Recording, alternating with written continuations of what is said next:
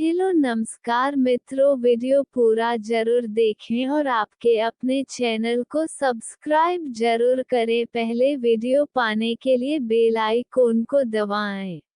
वैदिक ज्योतिष में केतु को शिखी और ध्वज के नाम से भी जाना जाता है और यही वजह है कि ध्वज अर्थात झंडे को केतु का प्रतीक माना गया है।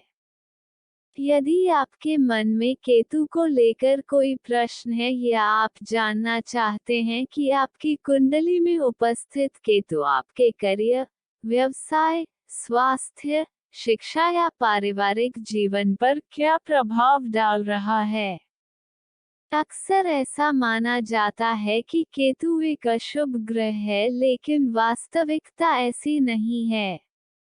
यह व्यक्ति को सदैव बुरे फल नहीं कह देता। कुंडली के तीसरे, छठे और 11वें भाव में उपस्थित केतु व्यक्ति को जीवन में आगे बढ़ाता है। कुंडली में केतु सूर्य या चंद्रमा के साथ हो तो ग्रहण दोष बनता है और उसका प्रभाव आपके जीवन के विभिन्न पहलुओं, जैसे व्यवसाय, विवाह, परिवार पर भी व्यापक रूप से पड़ता है। क्या आपकी कुंडली में ग्रहण दोष तो नहीं? बृहत कुंडली से आपको अपने सभी प्रश्नों के उत्तर मिलेंगे और आपके जीवन पर केतु अथवा अन्य ग्रहों के प्रभाव को समझने में भी मदद मिलेगी। सटीक कुंडली, ग्रह जनित योगों एवं दोषों के विश्लेषण और उपायों के माध्यम से विस्तृत जानकारी मिलती है। केतु ही वह ग्रह है जो कुंडली में विशेष स्थिति में उपस्थित होकर व्यक्ति को मोक्ष प्रदान करने में सक्षम होता है। केतु किसी भी व्यक्ति की कुंडली में विशेष स्थिति होने पर जातक को कालसर्प योग देने में भी सक्षम होता है। आकाश मंडल में केतु का प्रभाव वायव्य कोण अर्थात उत्तर पश्चिम दिशा में माना जाता है। यदि कुंडली में शुभ स्थिति में केतु हो तो व्यक्ति को यश और प्रतिष्ठा के शिखर तक पहुंचा सकता है। ऐसे व्यक्ति का करियर तेजी से आगे बढ़ता है। केतु का धार्मिक महत्व एवं जीवन पर प्रभाव। पलाश पुष्प संकाशा तारका ग्रह मस्तकम रौद्रम रौद्रात्मकम घोरतम केतो प्रणमाम्यहम्।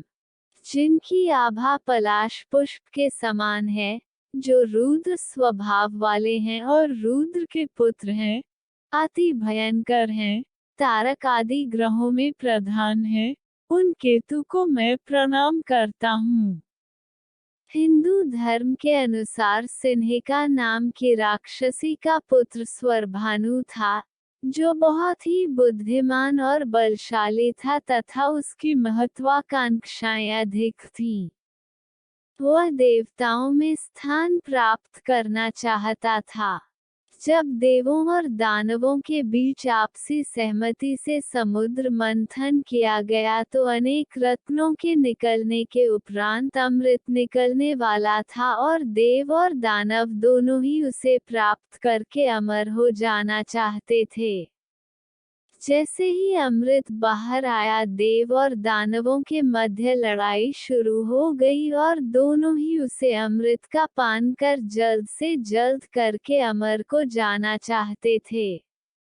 भगवान श्री हरि विष्णु से देवताओं ने सहायता मांगी तो भगवान विष्णु ने मोहिनी अवतार धारण किया और दानवों को अपने मोह पाश में बांधकर सम्मोहित कर लिया तथा देवताओं को अमृत पान कराने लगे। लेकिन स्वर भानु को भगवान विष्णु की यह सारी योजना समझ में आ गई और इसलिए जब सभी देवता अमृत पान कर रहे थे तो वह भी उन देवताओं की पंक्ति में जाकर बैठ गया और अमृत पान की प्रतीक्षा करने लगा।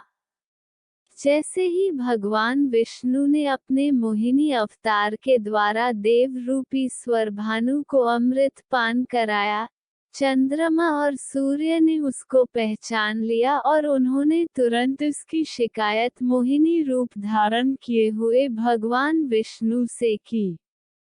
यह देखकर भगवान विष्णु अत्यंत क्रोधित हुए और उन्होंने तक उसी क्षण अपने सुदर्शन चक्र से उसका धड़ से अलग कर दिया, लेकिन जब तक यह सब घटना होती, अमृत उसके कंठ में उतर चुका था।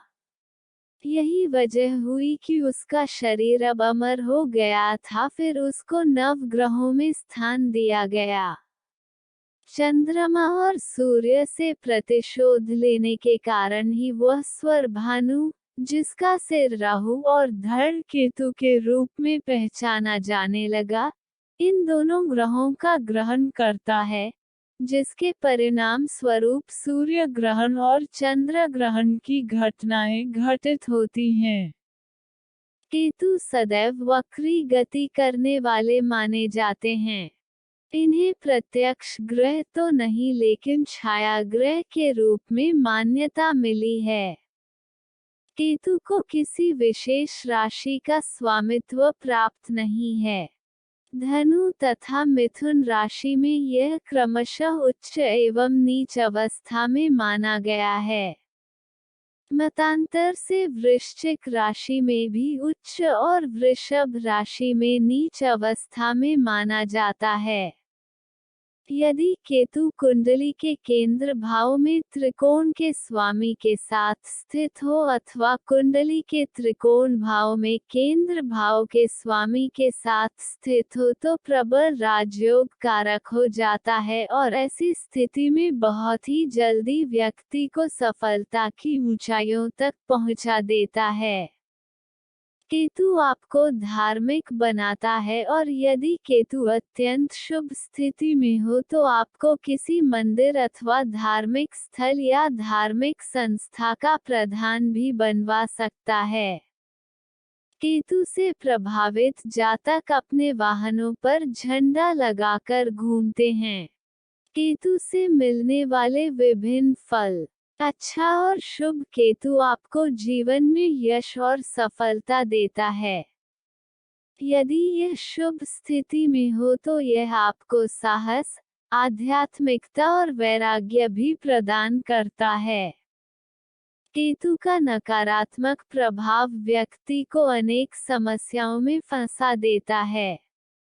इसकी अशुभ स्थिति व्यक्ति के पैरों में कमजोरी, नाना और मामा के प्यार से विमुख होना, रीढ़ की हड्डी, घुटने, लिंग, जोड़ों के दर्द, किडनी, पैर, कान आदि जुड़ी समस्याओं से पीड़ित हो सकता है। केतु ग्रह की स्थिति के कारण व्यक्ति समाज सेवा, आध्यात्मिक क्षेत्र और धर्म आदि से जुड़े कार्य करता है तथा सेवाश्रम, दूसरों की मदद करना तथा धार्मिक संस्थाओं से जुड़कर काम करता है। जहरीले जीव, भूरे एवं काले रंग के पशु पक्षी आदि केतु के प्रभाव क्षेत्र में आते हैं। विभिन्न शास्त्रों में केतु ग्रह की प्रसन्नता और अनुकूलता प्राप्ति के लिए अनेक प्रकार से किए जाने वाले उपायों का वर्णन किया गया है, जिनमें रत्न और यंत्र धारण, व्रत और जप तथा औषधि स्नान का भी विधान कहा गया है। बृहद्दैवज्ञ रंजन, गरुड़ पुराण, नारद संहिता, यंत्र चिंतामणि और शुक्र नीति आदि में भी केतु के बारे विस्तार से बताया गया है। यह जैमिनी गोत्र के हैं। इनका वर्ण धुएं के समान है और वैसा ही वस्त्र धारण करते हैं। इनका मुख्य विकृत है और गीध वाहन है। इनके 2 हाथों में वर मुद्रा और गधा हैं। इनके अधिदेवता हैं चित्रगुप्त तथा प्रत्यधिदेवता हैं ब्रह्मा। इनका मुख्य मंत्र है ओम ह्रीं केतवे नमः। केतु को कैसे करे प्रसन्न? विभिन्न फलित ग्रंथों के अनुसार केतु को प्रसन्न करने के लिए लहसुन या वैदूर्य रत्न धारण करना चाहिए, जिससे केतु का अनिष्ट दूर होता है। लहसुनिया की अनुपस्थिति में फिरोजा उपरत्न भी धारण किया जा सकता है। यदि जन साधारण के लिए केतु का रत्न धारण करना संभव न हो तो केतु यंत्र धारण किया जा सकता है। केतु का यंत्र शनिवार के दिन लोहे के ताबीज में रखकर धारण करना चाहिए। मनुर्खिचर भूपतिथि विश्व शिवादिक सप्तादश सूर्यमिता क्रमशो विलिखिनव कोष्ठमिते परिधार्या नरा डहकनाशक्राः। इस प्रकार केतु का यंत्र धारण करने से भी केतु से संबंधित सभी अरिष्टों का निवारण हो सकता है। केतु के लिए व्रत कैसे रखें? केतु का व्रत शनिवार को किया जा सकता है। इसके अतिरिक्त केतु कुंडली के जिस भाव में स्थित हो, उस भाव के स्वामी का जो वार हो, उस दिन भी केतु का व्रत भी किया जा सकता है। केतु का व्रत 18 शनिवारों तक करना चाहिए। व्रत के दिन व्यक्ति को भूरे रंग के वस्त्र धारण करने चाहिए और ओम श्राम श्रीम श्रौम सह केतवे नमः मंत्र का जाप करना चाहिए। उपरोक्त मंत्र की 18, 11 या 5 माला जाप करना चाहिए। जिस समय आप जप कर रहे हों, एक पात्र में दूर्वा, जल और कुशा अपने पास रख लें। जप करने के बाद इन सभी को पीपल वृक्ष की जड़ में चढ़ा दें। व्रत के दिन भोजन में मीठा चूरमा, मीठी रोटी, समय के अनुसार रेवड़ी और काले तिल से बने पदार्थ खाएं। रात में घी का दीपक पीपल वृक्ष की जड़ में रखकर जला दें। इस व्रत को करने से भय दूर होता है और नाना और मामा पक्ष से अच्छे संबंध बनते हैं। व्यक्ति को यश तथा मान सम्मान मिलता है तथा केतु जनित कष्टों से मुक्ति मिलती है। केतु के लिए औषधि स्नान। ज्योतिष शास्त्र में औषधि स्नान को काफी महत्वपूर्ण बताया गया है, जिससे केतु ग्रह जनित पीड़ा शांत हो सकती है। इसके अनुसार, यदि केतु के अनिष्ट प्रभावों को शांत करना हो तो निम्नलिखित मंत्र का जाप करते हुए रक्त चंदन, लोध, गजमद, कस्तूरी, मोथा, रतनजोत, भेड़ का मूत्र, दाड़िम और गुडुची से स्नान करना बताया गया है। यदि उपरोक्त सारी सामग्रियां उपलब्ध न हो सके तो जितनी अधिक संख्या में मिल जाएं उतना ही उत्तम रहेगा। शिखाभृदार्थ तिलपत्रिकाब्द सारंगनाभिमदाम्बुरोर्ध्रयाः निषिधति हविकमूत्र मिश्रः स्नन नराढ्याः कर्कामृताभ्याम। केतु का दान। केतोर्वैदुर्यं मलं तैलं मृगमदं तथा ऊर्णास्तिलस्तु संयुक्ता दद्यात् क्लेशानुपत्ये। केतु ग्रह के दोष के निवारण करने के लिए छाग बकरी का दान करना अत्यंत शुभ होता है।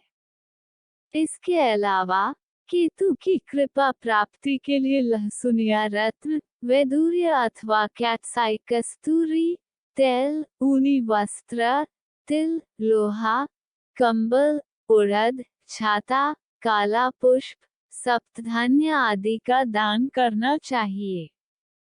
जब भी आप केतु के निमित्त कोई उपाय करने जा रहे हैं तो निम्नलिखित मंत्र का जाप करते हुए आप वह कार्य कर सकते हैं।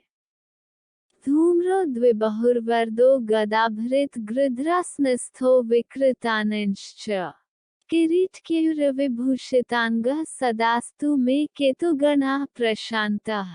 इसका अर्थ यह है कि धुएं के समान आभा वाले, 2 हाथ वाले, गदा को धारण करने वाले, गृध्र के आसन पर स्थित रहने वाले, भयंकर मुख वाले, मुकुट एवं बाजूबंद से सुशोभित अंगों वाले तथा शांत स्वभाव वाले केतु मेरे लिए सदा वर प्रदान करने वाले हों। ज्योतिष में केतु को मंगलवत कहा गया है, अर्थात कुछ स्थानों पर केतु मंगल के समान फल प्रदान करता है। केतु के समान राहु, मंगल और शनि का प्रभाव भी आपके जीवन को बहुत प्रभावित करता है। आपके जन्म विवरण के आधार पर तैयार की गई शनि रिपोर्ट आपके शनि से जुड़े सभी सवालों के सटीक जवाब देती है, और यह भी बताती है कि कोरोना के इस दौर में कैसे ये ग्रह आपके जीवन को प्रभावित करने की क्षमता रखता है। केतु के कारण होने वाले रोग। कुछ विशेष परिस्थितियों में केतु अति अशुभ हो जाता है और ऐसे में शारीरिक तथा अन्य समस्याएं भी दे सकता है। यदि केतु वृषभ या मिथुन अर्थात अपनी नीच राशि में शुक्र के साथ स्थित हो अथवा लग्न या पंचम भाव में शनि के साथ विराजमान हो, या फिर केतु जन्म कुंडली या गोचर कुंडली में सूर्य के साथ 7वें या 8वें भाव में गोचर कर रहा हो, या फिर केतु शत्रु राशि अर्थात मेष, कर्क अथवा सिंह राशि में स्थित होकर कुंडली के दूसरे, तीसरे, 5वें या 7वें भाव में शनि के साथ स्थित हो और उस पर सूर्य की दृष्टि हो, तो ऐसी स्थिति वाला केतु काफी परेशानीजनक साबित हो सकता है।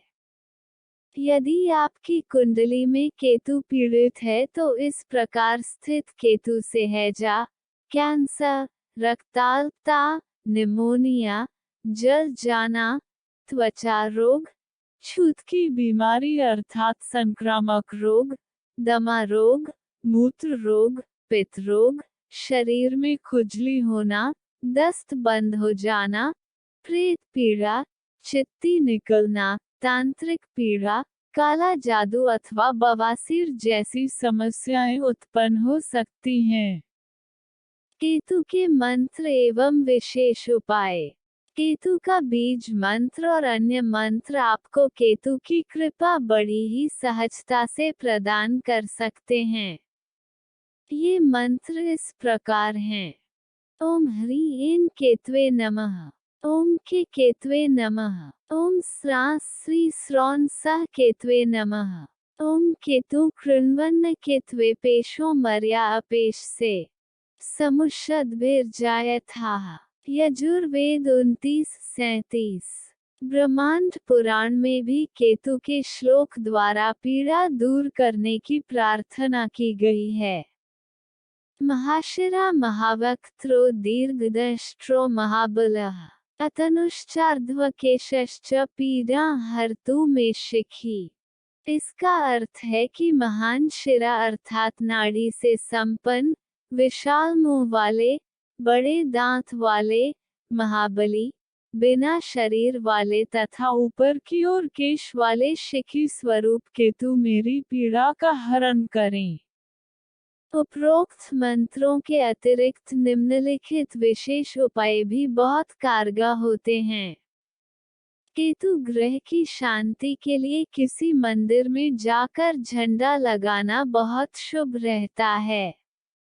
शनिवार के दिन भूरे रंग के कपड़े में काले तिल भरकर दान करना भी अति शुभकारी साबित होता है। केतु को प्रसन्न करने के लिए अश्वगंधा का पौधा लगाना भी अति शुभ माना जाता है। आप केतु के स्वामित्व वाले अश्विनी, मघा और मूल नक्षत्र के दौरान या शनि होरा में उपरोक्त उपायों को करके अधिक लाभ प्राप्त कर सकते हैं। केतु की शांति के लिए ब्रह्म देव जी की आराधना करना सर्वोत्तम माना गया है। आप रुद्राभिषेक संपन्न करवाकर भी केतु के दोषों से मुक्ति प्राप्त कर सकते हैं। इसके अलावा यदि केतु की दशा चल रही हो और आपको केतु के अशुभ मिल रहे हों तो आप श्री भैरव चालीसा का पाठ भी कर सकते हैं। लेखक पंडित धीरज कौशिक। आशा करते हैं कि आपको हमारा यह वीडियो पसंद जरूर आया होगा। वीडियो को सब्सक्राइब जरूर करें, बेल आइकॉन, ताकि डेली अपडेट आपको सबसे पहले मिलता रहे, और वीडियो को लाइक जरूर करें, अपने इष्ट मित्रों के साथ साझा करें। वीडियो पूरा देखने के लिए धन्यवाद। आपका दिन मंगलमय हो। जय हिंद।